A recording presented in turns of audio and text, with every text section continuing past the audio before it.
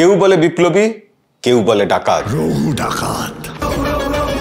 এই এডিটর, এই হঠাৎ চারিদিকে কি হলো? অগ্নিযুগের বিপ্লবীদের নিয়ে একের পর এক সুপারস্টাররা সিনেমা বানাচ্ছেন। একদিকে দেবের রঘু ডাকাত, একদিকে প্রসেনজিতের দেবী চৌধুরানী, এবার জিতের কেউ বলে বিপ্লবী, কেউ বলে ডাকাত। বিপ্লবী অনন্ত সিংহের জীবনের উপর বেস করে তৈরি হচ্ছে একটা সিনেমা। পথিকৃৎ বসু তিনি ডিরেক্ট করছেন এবং অ্যানাউন্সমেন্ট টিজার বা অ্যানাউন্সমেন্টের ভিডিও এসে গেছে। দেখুন, এই অনন্ত সিং, রঘু ডাকাত বা ভবানী পাঠক যদিও কাল্পনিক চরিত্র, কিন্তু এই চরিত্রগুলো কোথাও গিয়ে আমাদের পুরোপুরি জানা চেনা চরিত্র নয়। এদের সম্পর্কে ঐতিহাসিক নথিপত্র বা একদম প্রমাণ সবকিছু খুব নিখুঁতভাবে পাওয়া যায় এমনও নয়, বরঞ্চ এই সব মানুষগুলোর সম্পর্কে লোকমুখে লোকগাথা হিসাবে প্রচুর গল্প চারিদিকে ছড়িয়ে আছে। তাই যখন এই অগ্নিযুগের সৈনিকদের নিয়ে সিনেমা বানানোর কথা ভাবা হয়, তখন সিনেমা ডিরেক্টরদের বা ক্রিয়েটিভ যারা পার্সন থাকেন তাদের একটা বিশাল বড় স্বাধীনতা থাকে, ফ্রিডম থাকে, প্রায় ফাঁকা ক্যানভাসে যা ইচ্ছা ছবি আঁকা যায়। তাই জন্যই তো এই টপিকগুলো এত লোভনীয়। আর এই ধরনের সিনেমার একটা বিশাল বড় অ্যাপিল থাকে, স্কোপ থাকে সিনেমাতে কিছু হিরোইক মোমেন্ট ক্রিয়েট করার, যেমন RRR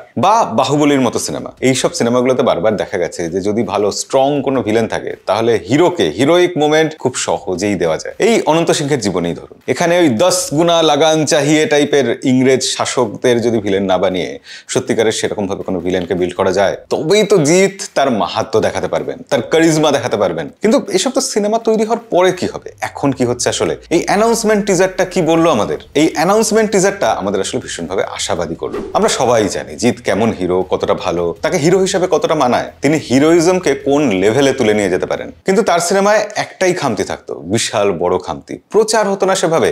চেঙ্গিজের মতো সিনেমা, অত বড় বাজেটের সিনেমা, সেই সিনেমার মার্কেটিং শুরু হয়েছিল 1-1.5 মাস আগে থেকে। এই যুগে দাঁড়িয়ে এই স্ট্র্যাটেজিটা যে চলে না, সেটা জিতই বারবার প্রমাণ করে দিয়েছেন। কিন্তু তাতে কিচ্ছু যায় আসে না। কিন্তু ভুল থেকে শিক্ষা নিল কিনা, সেখানেই লুকিয়ে থাকে সাফল্যের চাবিকাঠি। দেখে মনে হচ্ছে জিত এবার শিক্ষা নিয়েছেন এবং এতদিন আগে থেকে তার আগামী সিনেমার অ্যানাউন্সমেন্ট আসলো। আশা করা যায় এরপর পরপর ভিডিও আসতে থাকবে, হাইপ বিল্ড হবে ক্রমশ। এবং এই হাইপ বিল্ড হওয়াটা কিভাবে হয়? জিত আমাদের পছন্দের স্টার, কিন্তু আমরা যখন দেখি, যেরকম দেখলাম এই ভিডিওটাতে, যে জিত এই ক্যারেক্টারটার পিছনে পরিশ্রম করছেন। তিনি ঘন্টার পর ঘন্টা গোটা মুখ জুড়ে মেকআপ লাগিয়ে বসে আছেন, ক্যারেক্টারটার জন্য খাটছেন, সিনেমাটার জন্য তিনি স্পেশাল কিছু এফর্ট দিচ্ছেন। আমাদের মনেও তো আশা তৈরি হচ্ছে যে হ্যাঁ, এবার স্পেশাল কিছু হবে। তাহলে আমরা পর্দায় জিতকে লাঠি হাতে একের পর এক ভিলেনকে শুইয়ে দিতে দেখবো। কিন্তু সেই ব্যাপারটা আমাদের অনেক বেশি কানেক্ট করবে যখন আমরা এতদিন ধরে দেখবো যে জিত কিভাবে লাঠি খেলা শিখেছেন। জিত ফ্যানরা বুক ফুলিয়ে বলতে পারবেন যে পুরোটাই ক্যামেরা বা স্টান্টম্যানের কারসাজি নয়, জিত নিজেই লাঠি খেলাটা শিখেছেন। এবং ভিডিওতে দেখা যাচ্ছে জিত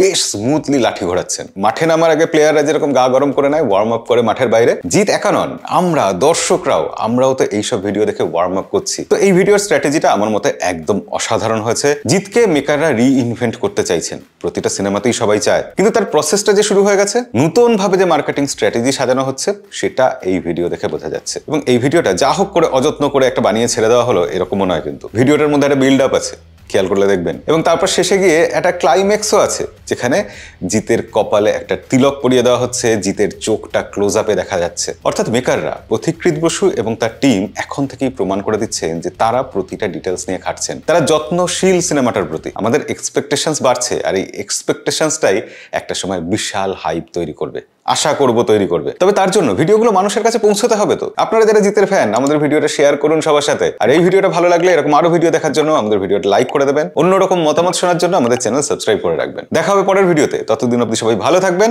সিনেমা দেখবেন।